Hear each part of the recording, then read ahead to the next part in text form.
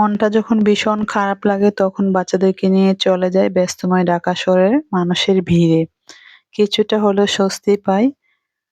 আমি আজকে আপনাদের মাঝে দেখাবো ব্রাহ্মণবাড়িয়ার পারফেক্ট সিঁদ রুটি। আশা করি আমার ব্লগ জুড়ে আপনারা থাকবেন এবং টিপস সহকারে আপনারা দেখতে পারবেন।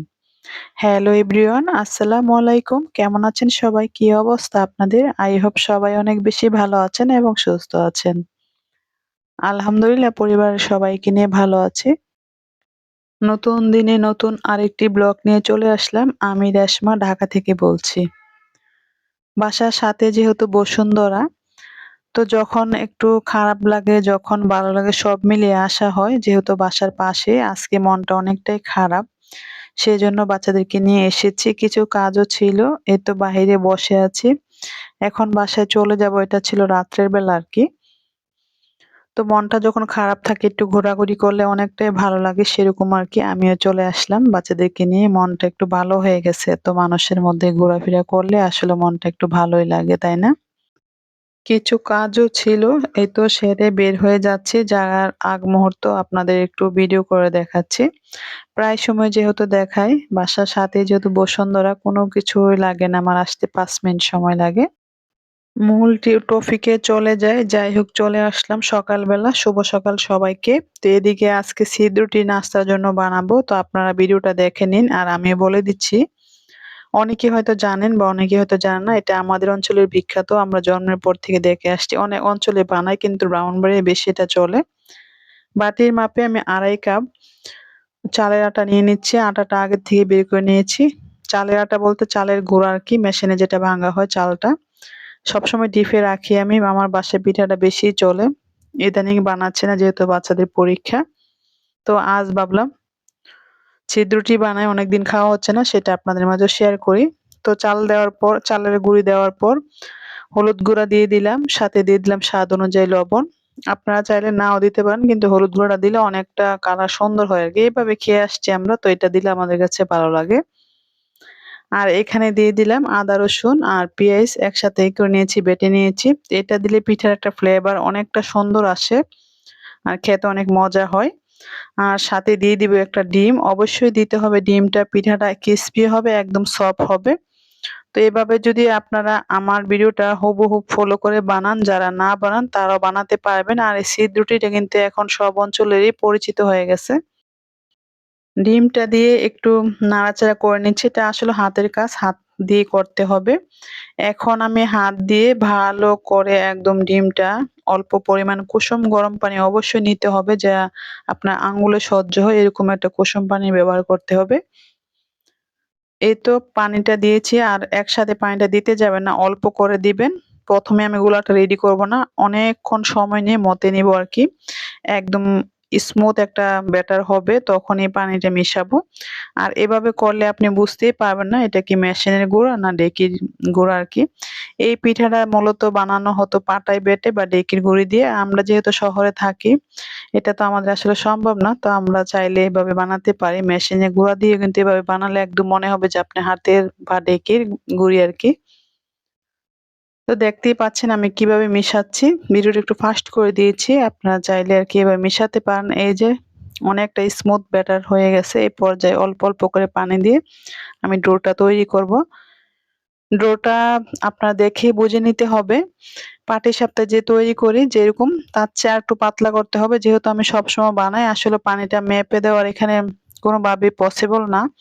অনেক সময় চালের গুঁড়ার মধ্যে বেশি পানি লেগে যায় বা কমও লেগে যায়। চালটা যদি শুকনা হয় বেশি পানি লাগে, আর যদি একটু ভিজা বেশি হয় তাহলে কম পানি লাগে। এটা আপনাকে দেখে বুঝতে হবে। এই যে একটু দেখিয়ে দিচ্ছি, এমন একটা ব্যাটার হবে, মানে বেশি পাতলা না। আপনি বানাতে, বানাতে বুঝতে পারবেন, আপনার একটা আইডিয়া চলে আসবে। আমি যেহেতু সবসময় বানাই, আমার কাছে খুবই ভালো লাগে, ইজিতে মনে হয় বানানো হয়। তো ডোটা রেডি করে রান্নায় চলে আসছি। খাসির মাথা দিয়ে আজকে মুড়িঘন্ট করব। আর মূলত আমরা সবসময় হাঁসের মাংস দিয়ে ছিদ্র রুটিটা খাওয়া হয়। মুগের ডাল দিয়ে খাসির মাথা দিয়ে মুড়িঘন্ট করব। এটা দিয়ে অনেকটা মজা হয়। এমনিতে ১ম খাবো ছিদ্র রুটি দিয়ে মুড়িঘন্ট দিয়ে আরকি। সবসময় হাঁসের মাংস বা মুরগির মাংস ভুনা দিয়ে খাওয়া হয় ডিম সাথে দিয়ে। তো আজকে আমি একটু ভিন্ন রকম করতেছি। এভাবে অনেকটা মজা হয়েছিল, যেহেতু খাওয়ার পরে বয়সটা দিচ্ছি। তো আমি জানি না আজকে ভিডিওতে আমার বন্ধুরা আমার পাশে আছেন কিনা, আপু এবং ভাইয়েরা যদি থেকে থাকেন, আমার ব্লগ যদি কোথাও কোনো অংশ ভালো লেগে যায় প্লিজ লাইকটা দিতে ভুলবেন না। আর এই ধরনের ব্লগ যদি আপনি দ্বিতীয়বার দেখতে চান তাহলে আমার চ্যানেলটা সাবস্ক্রাইব করে আমার পরিবারের সদস্য হয়ে যেতে পারেন। অলরেডি যে সকল বন্ধুরা এই কাজটা করে ফেলেছেন তাদেরকে অসংখ্য ধন্যবাদ। এই পিঠাটা অনেক মজা আর তেলের পরিমাণ খুবই কম। তো টিস্যুর সাহায্যে আমি কড়াইতে একটু করে তেল দিয়ে দিব। আপনারা চাইলে গোলাতেও তেলটা দিতে পারেন। গোলাতে দিলে বেশি পরিমাণ তেল লেগে যায়। আমার মতো করে দিলে খুবই অল্প তেলে আপনি পিঠাটা বানাতে পারবেন। আর আমার কড়াইটা হাত থেকে পড়ে পেছনে সাইডের যে কড়ার ছিল আরকি কাড়াটা সেটা ভেঙে গেছে। তো সেটাকে কিছু মনে করবেন না। এই ধরনের কড়াইতে এই পিঠাগুলো খুবই ভালো হয়। আপনি ফ্রাই প্যান থেকে এই দস্তার কড়াইয়ের মধ্যে অনেক সুন্দর হয়। তো গুলাটা একটু হাত দিয়ে আবার গুলিয়ে নিচ্ছি। অনেকক্ষণ যেহেতু রেখেছিলাম বসে ছিল। আর আমি কিভাবে পিঠাটা দিচ্ছি লক্ষ্য করুন। পিঠা বানাতে একটু নোংরা হবে চুলার আশপাশ। সমস্যা নেই, মজার কিছু খেলে একটু নোংরা হোক একদিন, তাতে কি হয়েছে? তো হাতের একটু ভরিয়ে ছিটিয়ে দিবেন। অসংখ্য ছিদ্রযুক্ত একদম পাতলা একটা ছিদ্রটি হবে আমার মতো করে বানালে। তো ১ মিনিটও সময় লাগবে না। আর আঁচটা একদম একটা পারফেক্ট মিডিয়াম আঁচে রাখতে হবে। বেশি বাড়লে পুড়ে যাবে, আবার কম হলে হবে না। ১ম পিঠাটাই মাশাআল্লাহ দেখতে পাচ্ছেন অনেকটা সুন্দর হয়েছে আমার। আর এক সাইডে জালের ইয়েটা কম ছিল সেজন্য এক পাশটা একটু উঠে কম। আর চুলার গ্যাসটা কমে গেছে আরকি। এখন বাজে প্রায় 10:30টার মতো। সকালে নাস্তাটা বানাচ্ছি। যেহেতু বন্ধের দিন। তো একটা বানিয়ে দেখাচ্ছি, আবার দ্বিতীয়টা বানিয়ে নিচ্ছি। একটু ব্রাশ করে নিয়েছি টিস্যু দিয়ে। আর কিভাবে দেখাচ্ছি দেখে নিন। হাতটা দিয়ে একটু চুবিয়ে অল্প করে নিয়ে ছিটিয়ে দিবেন। তাহলে অসংখ্য একটু ছিদ্রযুক্ত একদম জালি হবে ছিদ্রটিটা। আর আমাদের অঞ্চলে এটা সবসময় চলে।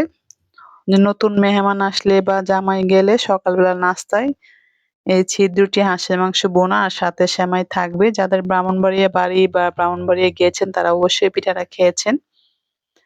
তো ২ টা বানানো হয়ে গেছে। আমি আবারও একটা দেখিয়ে দিচ্ছি। আর আমার বাচ্চারা সবাই ওয়েট করতেছে পিঠা খাওয়ার জন্য। এই ধরনের পিঠা হলে ওরা মানে খুবই আনন্দ সহকারে খায়। তো বেলাও হয়ে গেছে 10:30 মতো বেজে গেছে। লেট হয়ে গেছে বন্ধের দিন একটু দেরি করে ঘুম থেকে উঠি। তো আরেকটা বানিয়ে দেখাচ্ছি। আপনারা লক্ষ্য করলে বুঝতে পারবেন।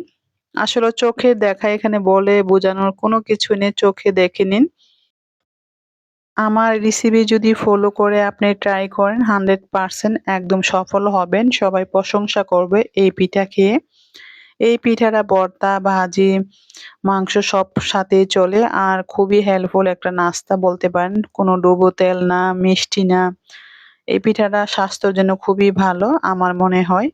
তো বাসায় প্রায় সময় তৈরি করা হয়। তো এই আমার ভিডিওতে ১ম দেখাচ্ছি এই চ্যানেলে আমার। তো বাকিটাও বানিয়ে নিয়েছি। আবারও একেক দিয়ে দিচ্ছি। আর পিঠা বানাতে বেশি সময় লাগে না। এটা গরম খেতে বেশি মজা আর বানাতে অল্প সময় লাগে। রান্নার তরকারিটা আগে রান্না রেডি করে তারপরে পিঠাটা বানাবেন। তো আমার বাচ্চারা টেবিলে বসে আছে আর এই তো দেখিয়ে দিচ্ছি পিঠাটা কি সুন্দর হয়েছে। অনেক মচমচা। সাথে তো তরকারিটার কথা না বললেই নয়। তরকারির রেসিপিটা আসলে শেয়ার করা হয় নাই। গত ব্লগে দেখিয়েছিলাম একদিন আমি। এই মুড়িঘন্টটা অনেক মজার। আজকে ফার্স্ট টাইম আমরা ছিদ্রটি দিয়ে খাচ্ছি। অসম্ভব মজার ছিল। মাশাআল্লাহ। তো ওদেরকে নাস্তাটা দিয়ে দিব। আর আমার বড় ছেলে ঘুমাচ্ছে। ওর জন্য পরে বানাবো। গুলাটা রেখে দিয়েছি। এখানে আমার ২ ছেলে আর আমার হাসব্যান্ড খাবে আরকি। আশা রাখছি আজকের ভিডিওটি বা রেসিপিটি আপনাদের অনেকেরই খুবই ভালো লেগেছে। তো কেমন লেগেছে অবশ্যই কমেন্টে জানাবেন। আমার কোনো ভুল ত্রুটি হলে ক্ষমা সুন্দর দৃষ্টিতে দেখবেন। এই তো নাস্তাটা প্রায় রেডি হয়ে গেছে। আর এই পিঠাটা অনেকটা মচমচা হয়েছে। আমি একটু মচমচাটাই পছন্দ করি। তো টেবিলে চলে এসেছি। আমার ২ বাচ্চা আর আমার হাসব্যান্ড খাচ্ছে। ওদেরকে বেড়ে দিচ্ছি। বলতেছে অনেকটা মজা হয়েছে খাসির মাথার রান্নাটা। তো আজকে ভিডিওটা আর বেশি বড় করব না। সবার সুস্বাস্থ্য কামনা করে বিদায় নিব নতুন ব্লগ দেখার আমন্ত্রণ জানিয়ে। সবাই ভালো থাকবেন, সুস্থ থাকবেন। আমাকে সাপোর্ট করবেন আর আমার পরিবারের জন্য সবাই দোয়া করবেন। আল্লাহ হাফেজ। আসসালামু আলাইকুম।